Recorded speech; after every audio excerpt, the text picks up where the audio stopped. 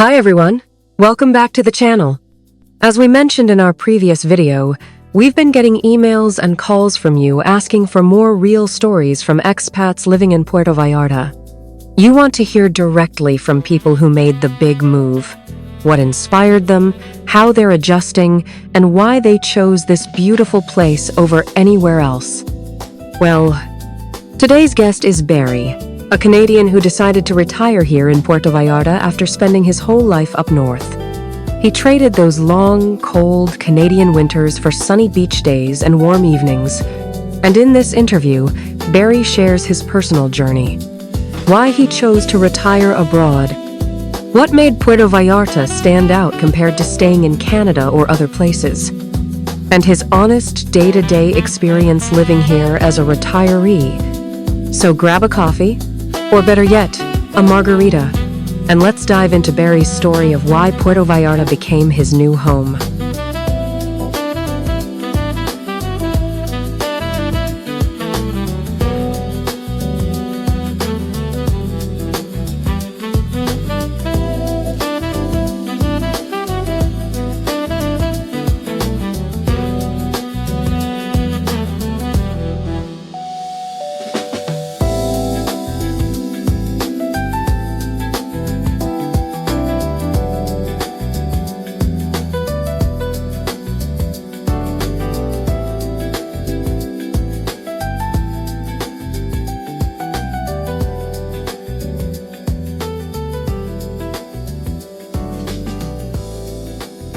Hi, I'm Barry, and I'm from Bedford, Nova Scotia, currently residing here in Puerto Vallarta, Mexico.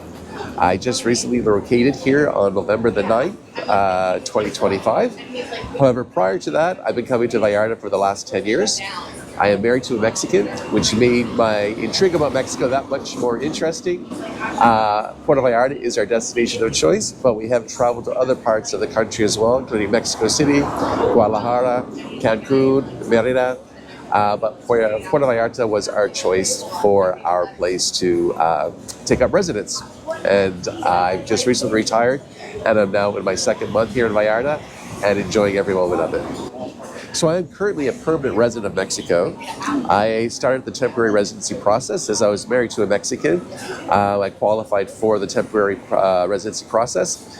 There are benefits that come with it. Even as a temporary resident, you do qualify for part of a medical public healthcare system. There's still a fee, but you do qualify as a resident. You're also allowed to open a bank account as well, and it just gives you a little more flexibility as to what you want whilst living here as well, and not having to worry so much about your Canadian benefits. Becoming a permanent resident is even more beneficial because it allows you to work here if you choose to. It also gives you, if you buy a property, it also allows you to, if it's your principal residence, to avoid a capital gains tax. And it also, again, just solidifies your other benefits that exist here within Mexico itself, from healthcare to your taxes to running an Airbnb. With your residency status, you qualify for a tax number that will decrease the amount of taxes that Airbnb will withhold from you. And with a bank account as well, that will Mexican bank account, that will also decrease the amount of taxes that Airbnb will withhold on its platform itself. So all of those will work to your benefit being here in Mexico. So in general, I find the cost of living here cheaper. We do have private health care in the event of an emergency. So we just pay out of pocket. A regular doctor visit was about 60 pesos, which is a little over 5 Canadian dollars. The medication I needed at one time for just a common cold, everything total was probably about 300 pesos, which was about $25-30 Canadian. In general, those things are very cheap here. We own our property. We own two properties here. Our property tax for the year for each property is roughly $150 for the year. And that's right, that's for the year, not per month, but for the year. Groceries in general are, I find, cheaper as we shop at the local markets where the locals tend to go, and we have fresh produce, which is at a fraction of the price you would pay in Canada as well. We do have a car here. The car itself was cheaper. Gas is probably equal, but depending on how much you drive, it's just the convenience to have if that's what you want. There's no need to have a car here. In Puerto Vallarta, the bus public service works very well. It's 10 pesos for each bus fare. However, once you turn 60, you qualify for a senior's card, and that gets cut in half to 5 pesos, if that's the route you want to take as well. It's also a very walkable city. You can really almost walk anywhere you want in Puerto Vallarta, depending on which colonial you live in. So in general, we find that our overall cost of living is cheaper. Restaurants themselves, when the locals go, we'll pay a fraction of the price in Canada for a dinner for two. We had the other night with drinks, seafood. Tip included was close to $50 Canadian, which would be a third of the price you would probably pay in Canada for the same meal and service we received as well. So life is by far cheaper here. It's much more enjoyable here. And on top of that, you have the weather. So the daily life in PV, you never plan for a day because anything can happen, and there's just so much that can occur. So I wake up in the morning, generally walk to the beach. It's always sunny. During the winter months, it doesn't rain. I take the dogs for a walk to the beach, come back home, have breakfast, go down to the beach in the afternoon, spend the day there. There's different events in the nighttime, different festivities we'll go to. On the Malecon, it's a very vibrant walkway within the Puerto Vallarta itself. There's vendors, there's different shows, there's different events happening, different concerts, different musicians. You'll always see something here in Puerto Vallarta. There's actually a theater scene as well. There's lots of shows that occur in the nighttime.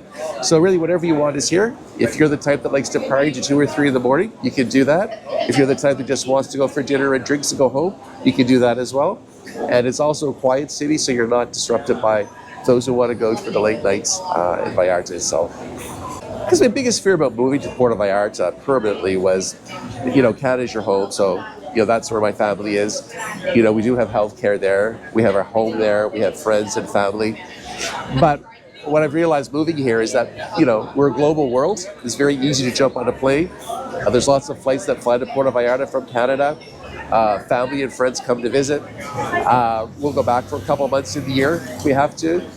For healthcare concerns, we don't really have those concerns as it's so accessible here and very, very affordable. I've seen 2 specialists here. One was a cardiologist. That cost me $180. I saw another specialist, an ENT specialist. That was another 1,000 pesos, so a little less than $100. And I got those appointments within a day. So whatever I need here is here from a healthcare perspective. In the event something ever seriously happened, we do have insurance to cover that, but the insurance itself was not expensive at all. Knock on wood, we're in generally good health, my partner and I.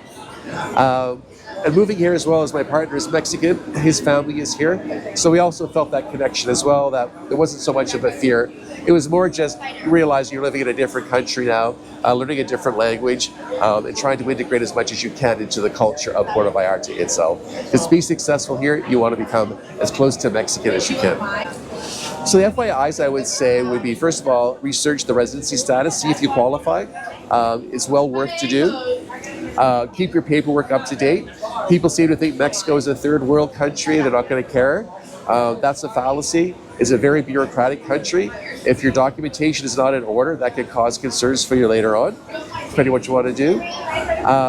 Also, if you're looking to still work in Mexico, your residency status would be a great advantage to you. Because even with a temporary work permit, temporary residency status, you can still get a temporary work permit as well. If your company allows you to work remotely, there's a lot of remote opportunities here. Teaching English online, different fintech companies allow you to work here remotely as well. And probably the third FYI I would say people to look into would be the healthcare part of it as well. And as well determining whether or not do you want to rent or do you want to own, what are your long-term goals going to be. So my family is very supportive about moving here to Puerto Vallarta. It's, again, we're only a plane ride away. We go home for a couple months in the summer as well. So in that sense, we didn't really have an issue or concern about their health is very good. They're very healthy. So traveling back and forth wouldn't be an issue if I had to go back. And they want what's best for me. And the fact is just, these are winters here and it's 28 degrees. So you can't really beat that. So Puerto Vallarta in general is extremely safe. When it comes to safety concerns, we really don't have any. The country, the government has done a very good job making it safe for tourists. The whole city is based on tourism. So it's very important that that's protected. You see a strong police presence. You also see a strong National Guard presence walking the streets. So I feel extremely safe here. I've walked home by myself many times late at night without any issues whatsoever or any fear. It's a very well-lit city. It's a very vibrant city. And it's just a very safe city. So Spanish is a language here in Vallarta. In the tourist areas, people do speak English. However, I've been studying Spanish to learn it, and I do speak it probably at a beginner to intermediate level. It would be in everyone's best interest to learn some Spanish. It just goes a lot further. Not everyone speaks Spanish. If you go to the local grocery stores, there's a good chance that people won't speak English. So you want to make sure you understand some of the Spanish and some of the catchphrases, and just to become part of the culture. The more you're integrated into the culture, the more it feels like home, and the more you want to learn. So it's a matter of being able to communicate with everyone. And if you can't speak the language, you're going to really limit your interaction with the locals. So overall, in general, the culture, the people of Puerto Vallarta are extremely friendly. Everyone is extremely helpful, which is why it's important to learn some of the language, some Spanish language and some catchphrases, because they really want to help people. And they're so thankful that we come here. They're so thankful that we're helping build their country, building their city, and the benefits that come along with it. So I've been planning to retire we've been planning to retire to move to Puerto Vallarta for probably the last 8 years. So our first venture was to actually find a property to buy.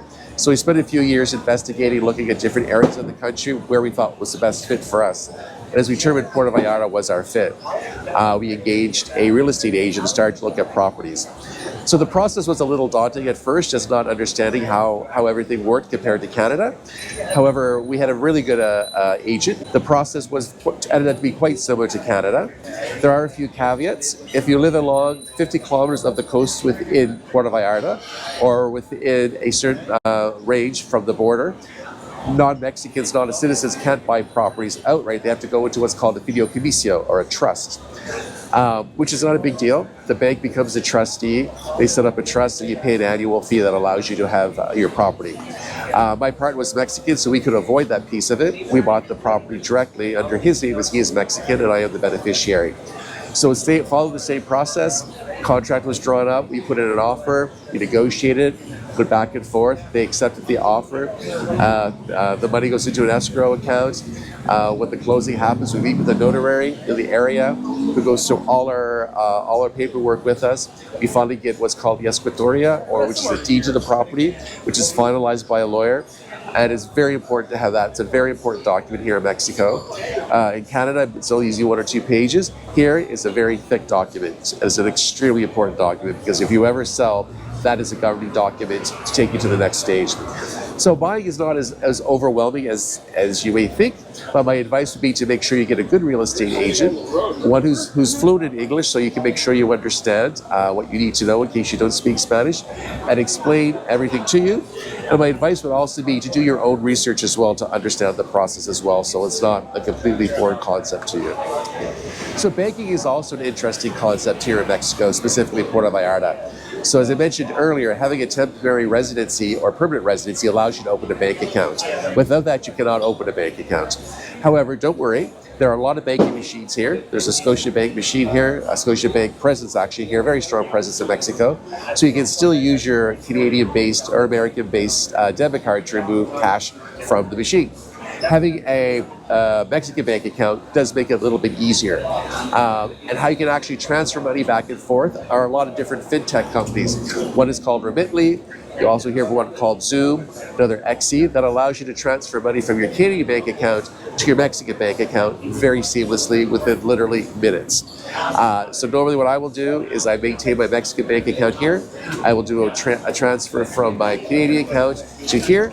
And I think the fee is $2.99. That way I can avoid all the ABM or ATM fees that I would incur with my Canadian banking card here in Puerto Vallarta itself. So there's lots of banking machines.